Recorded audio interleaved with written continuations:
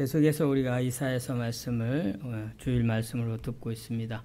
오늘은 8장 전체가 사실 본문 내용인데 그 중에 9절에서 15절 말씀 제가 가지고 있는 구약성경 977쪽입니다.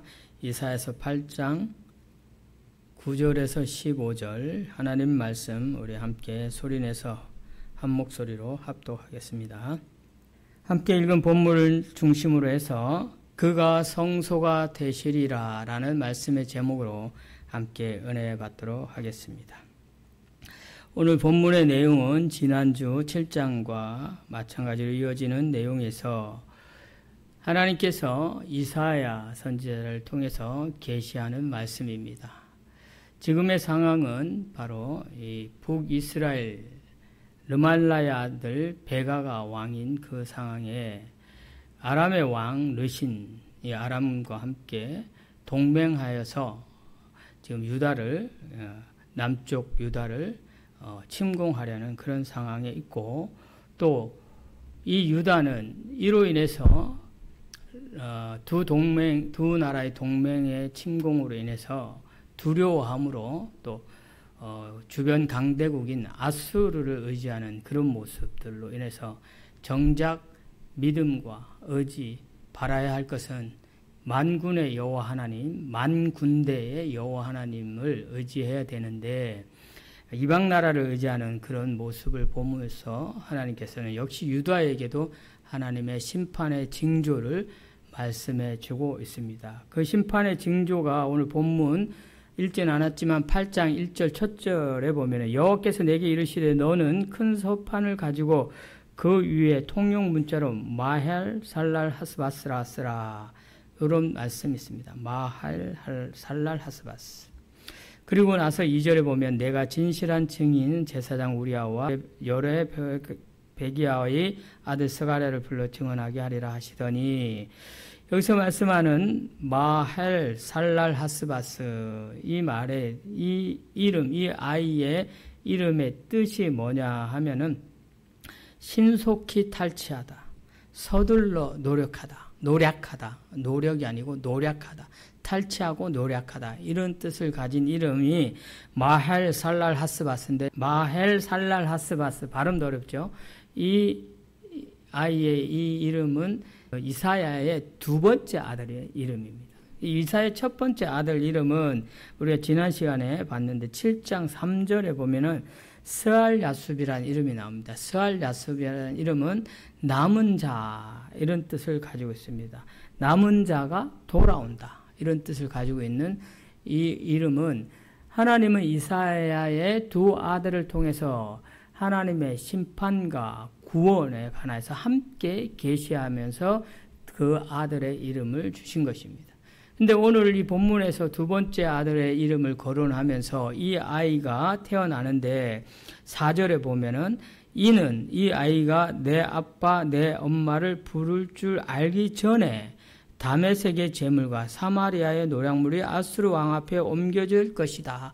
이렇게 말하고 있습니다. 즉 이 말은 다메섹의 재물, 다메섹이라고 하는 것은 지난 시간에도 말씀드렸지만은 지난 시간에 7장 8절에 보면은 아람의 머리는 다메섹이요 이렇게 나와 있습니다. 그래서 지금 아람의 머리의 뜻은 통치나 그 나라의 수도의 의미를 갖고 있는 주권, 통치 이런 뜻을 갖고 있다고 했지 않습니까?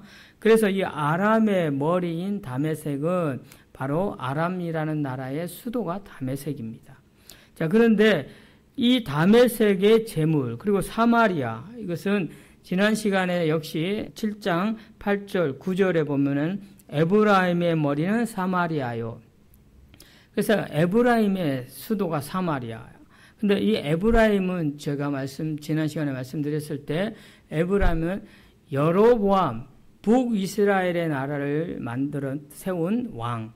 원래는 솔로몬 왕의 신하이기도 하지만 그가 북이스라엘 유다 지파의 유다와 또 베냐민을 제외한 나머지 10지파가 에브라임을 중심으로 해서 에브라임 지파를 중심으로 해서 북이스라엘을 세웠는데 그 북이스라엘의 수도가 사마리아입니다.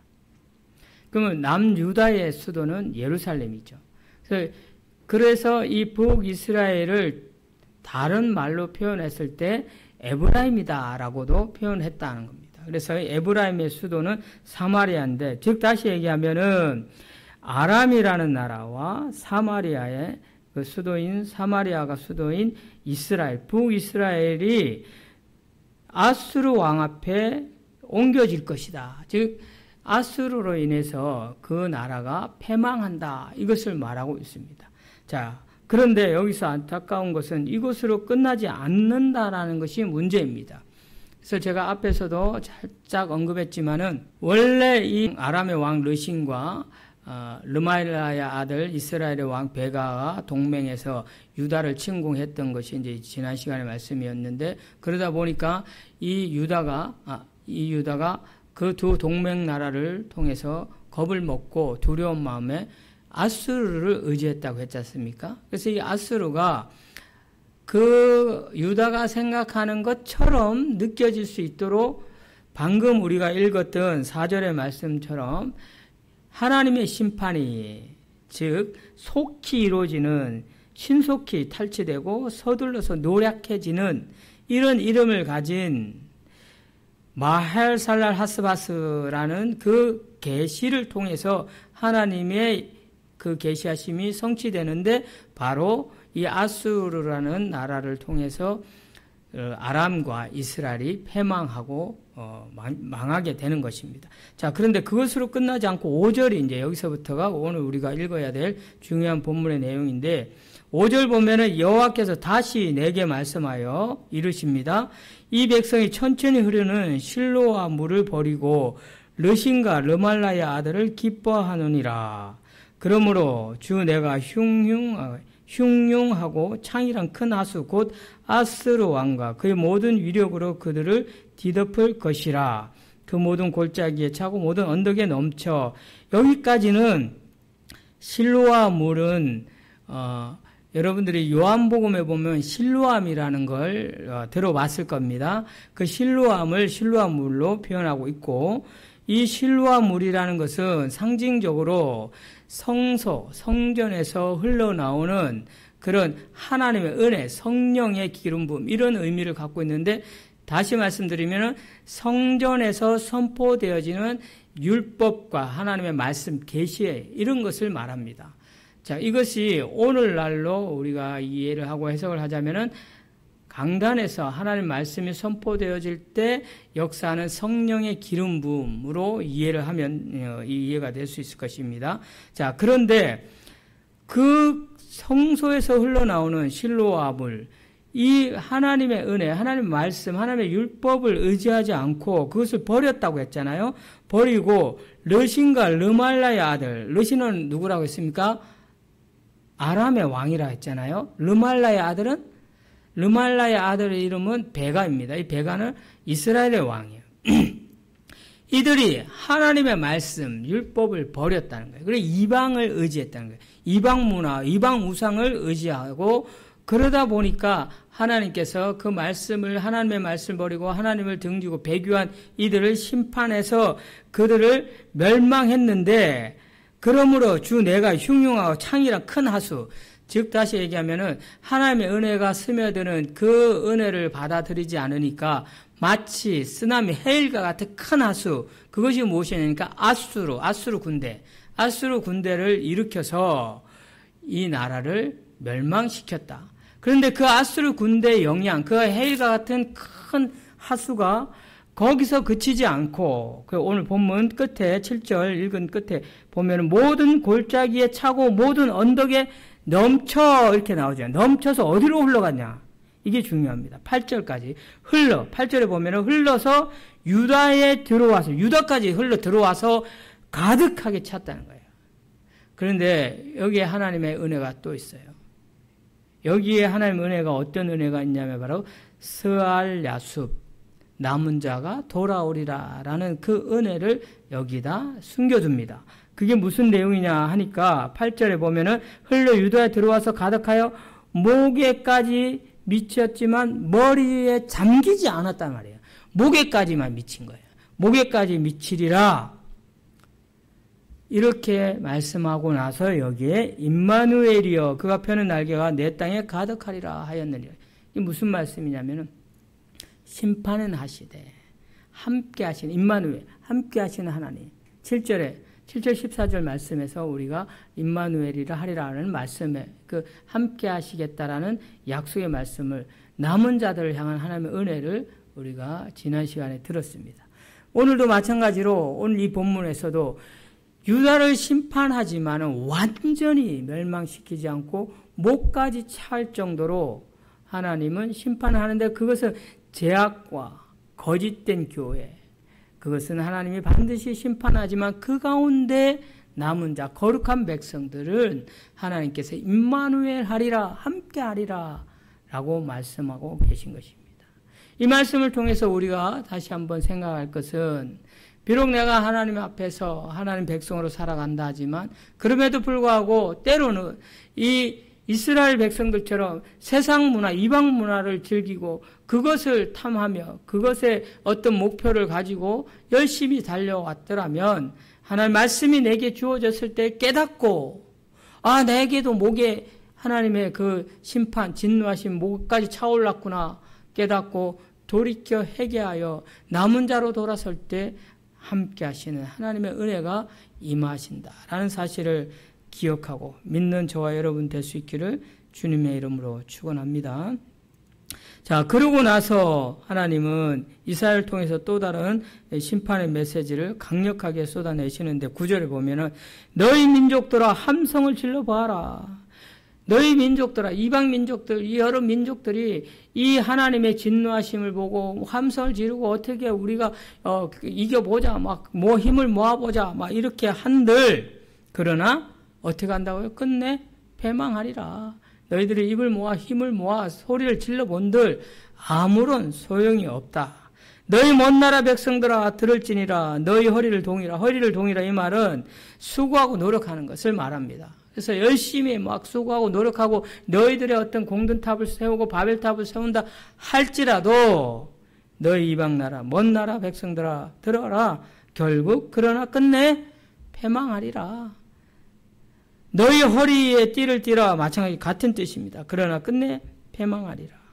뿐만 아니라 10절에 너희는 함께 계획하라. 머리를 짜고 어떤 권무 술수를 만들어내고 그렇게 한들 그러나 끝내 그것이 이루지 못할 뿐 아니라 말을 선포해서 말을 하고 너희들끼리 이런 말 저런 말 해서 뭔가 한다 할지라도 그것이 결국 행해지지도 이루어지지도 실행되지도 못하리라 라고 말씀합니다.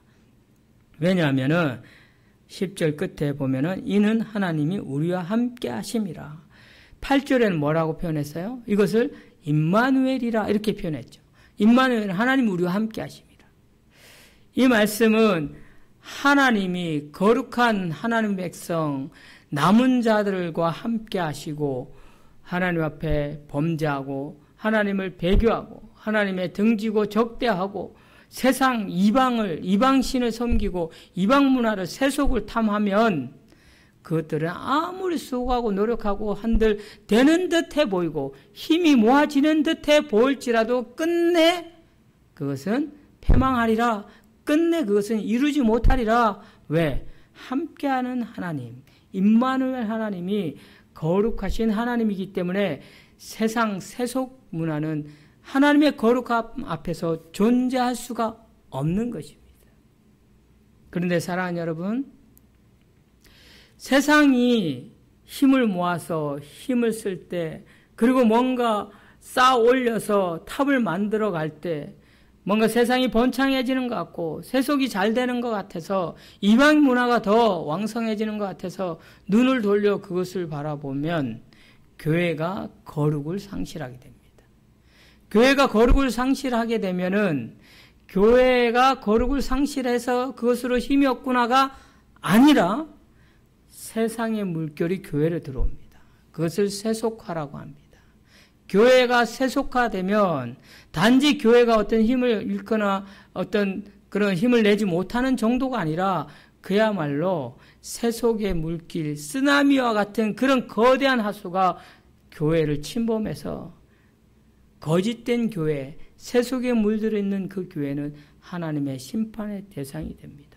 교회뿐이겠습니까? 성도도 마찬가지입니다. 성도의 삶이 하나님 앞에 때로 하나님을 하나님이라 여기지 못하고 그냥 내 중심이 앞서서 옛 제약된 습관으로 살아간다 할지라도 깨닫고 회개하여 돌이키면 되지만 그렇지 못하고 여전히 계속해서 무늬만 성도로 무늬만 교인으로 살아가면서 계속 세상을 추구하고 세상 목표를 향하여 달려가고 세상의 성공의 기점을 두고 그것이 참된 성공인 줄 알고 눈을 들어 그쪽을 바라보면 돌이키지 않는 그 성도를 역시나 하나님은 심판하신다. 왜? 거룩한 남은 자와 함께 하시는 임마누엘 하나님이시기 때문입니다. 그래서 11절에 이렇게 말씀합니다. 여호와께서 강한 손으로 내게 알려주시며 이 백성의 길로 가지 말 것을 내게 깨우쳐 이르시되, 이 백성이 누굴 두고 얘기합니까? 하나님을 등진 우상을 섬기는 세상 문화, 우상의 그런 문화를 추구하는 이 멸망할 수밖에 없고 패망할 수밖에 없고 끝내 심판을 받을 수밖에 없던 그 백성들의 길을 가지 마라 라고 말합니다. 그들은 이 백성이 반역자가 있다 하여 말하여도 너희는 그 모든 말을 따라 반역자가 있다 말하지 말며, 그들 중에서 우리가 이런 생각을 한번 해보면 이 말씀이 이해가 쉬울 것인데, 많은 사람들이 옳다 하며 세상의 이치와, 오늘 제가 광고 중에 언뜻 들으면 저번에도 말씀드렸지만은 제주도 평화인권조례, 인권헌장을 반대한다. 그것을 위해서 도지사를 만나서 이것을 폐기하든지 이 조례를 수정하든지 라고 얘기를 하러 간다라고 말하면 우리가 대부분 많은 사람들이 생각할 때, 일반적인 세상 사람들이 생각할 때 평화, 제주 평화의 섬이잖아. 인권 얼마나 중요해. 그것을 위해서 헌장을 만들겠다는데 왜 교회가, 왜 목사들이 모여서 반대를 하지? 이런 생각을 할 수 있지 않습니까? 그게 세상의 관점이, 세상이 말하는 평화는 세상이 추구하는 세상적 평화를 말합니다. 인권이라는 것은 세상적인, 세속적인 인권을 말하면서 차별평등, 그 다음에 동성혼 허락, 이런 것들, 반성경적이고, 반기독교적인 그런 독소조항을 가지고 평등이라는 이름과 인권이라는 이름으로 조례와 헌장을 만들어서 제주도에 어떤 모법을 세우겠다고 하니 이게 가당치 않은 일 아니겠습니까? 그런데 많은 사람들은 그것이 옳다고 얘기할 때 누군가가 이건 잘못된 거야, 이거는 반기독교적이고 하나님의 창조 섭리에 옳지 않아 라고 말하면 많은 무리들 가운데 같이 있다가 그렇게 말하면 이 반역자 아니야? 이 배신자, 이 사람 이거 안 되겠네, 이런 식의 표현, 이게 바로 그 말입니다.